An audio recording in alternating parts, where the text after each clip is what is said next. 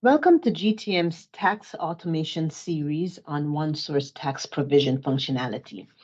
In this episode, we will be walking through data calculations and the impact they have on various reports within the software. So some key reports we have are the tax provision report, the effective tax rate report, and the deferred and payable reports. And the point we want to make here is that the tax provision report and effective tax rate reports are income statement type reports.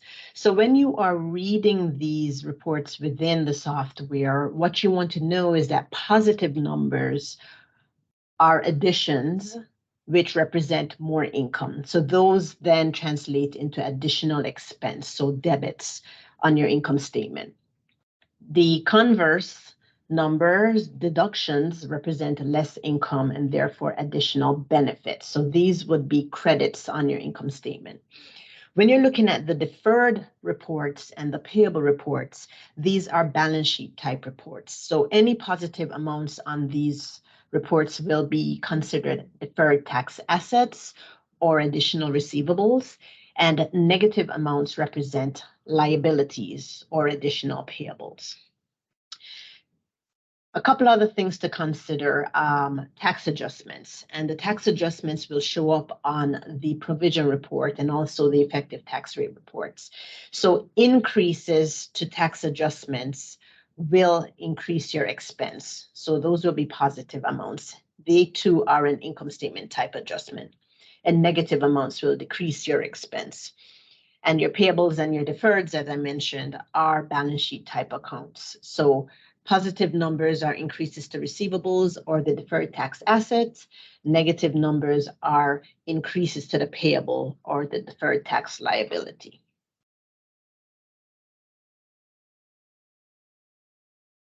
This schedule here gives you a good idea of how the various components impact the various reports within the software.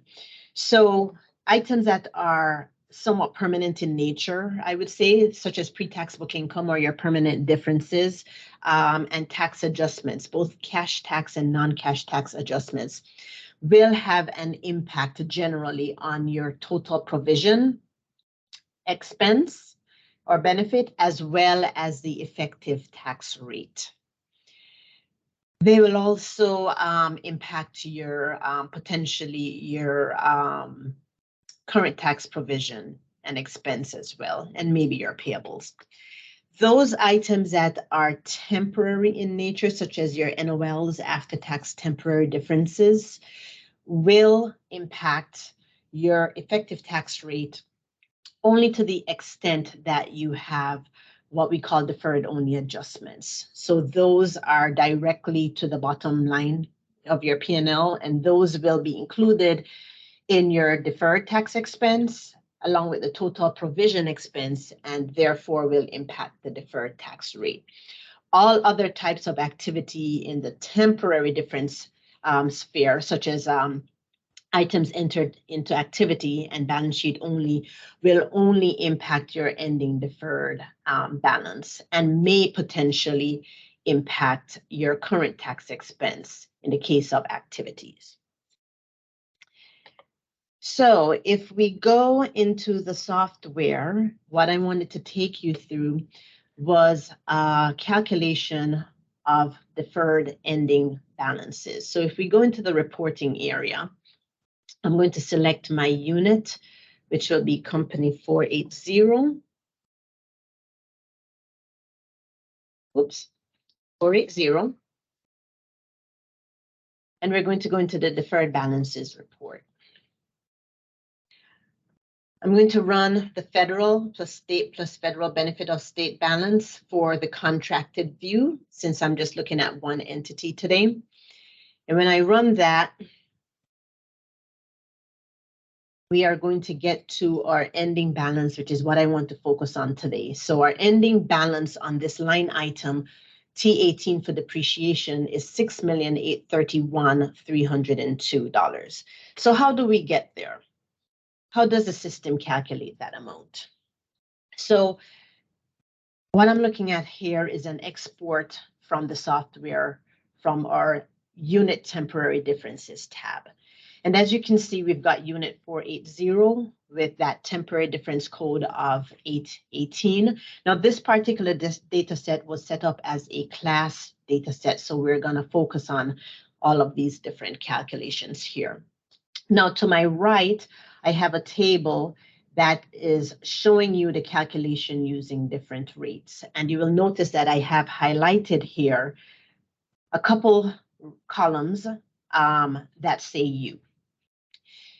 What that U rate represents is the unit rate that was set up for unit 480 when we created the unit within the data set. So we activated unit 480 and we gave it a specific unit rate, which is sitting here. What we've said is we want our beginning deferred rate to be 25%, and we want our ending rate to be 25%. And that's coming from this tab called the Pound EU Pound tab. Now you will notice that I have one particular line here that has a different rate of 21%. And in temporary differences, we can override that unit rate at the line item level. And we have done that here. So I have my activity from the beginning balance through balance sheet. I've added a column here to calculate the ending balance for each line item. As you can see, each line item is for a different class. And I'm showing over here how the system calculates the tax impact. So it's going to take each line item. If it is a U, it is going to apply the 25% rate. If we have overridden the rate, in this case with 21%, it will tax affect this line item at 21%. Now you will see over here, I also have state impacts along with the federal benefit of state listed here as well. Now, with the state, we're going to assume here that we have set up the temporary difference code T818 to flow through to the state as well. And so what that means is anything entered here will also have a state impact on it. So I am going to open up this little area here, and you can see that the default rates for the state is 0.054684 for the beginning and 0.0545 for the ending rate. The ending rate is what we're using in calculating the impact here. And if I double click, you will see that I am taking for this line item 2.2 million, a loss, and applying a 5.24% rate to it. And for that one, because we are not overriding the rates, it's the system derived rate for the unit, the default rate is taken 25%. For the line item where we have overridden the rate, the system is going to apply the 21% federal benefit of state rate against that calculation. And the amount that we are calculating here is 7,125,123. Now, if you recall earlier, if I go back into the software, my ending balance is 6.8 million. So how did we get there? Well, it turns out that this particular entity also has some adjustments at the state level. So when we're looking at how the system calculates, yes, the system is going to flow through the line item detail to the state, but it also takes into consideration potential overrides that we may have at the state level. And on this line item, I am also overriding the state rate. Now, if you notice when we do the overrides, we have to put the beginning and ending rate that we are overriding as well as the federal rate that we are overriding. And in this case, I am using 21% instead of the default 25% for this particular line item. And for the other two, we are using the 25% default rate. But because I've overridden the first two, we enter the rates for all of them. Now, the system also looks down to the class level. So you can see on this line item, I have a current year deferred only adjustment. Now, while they have zeros listed here, we did not actually have an amount that we were adding on to the federal number of $6,027,000. But what we want to indicate to the system is that at this class level, for the item that has been flowed through to the state do not use the state default rate of 5.24.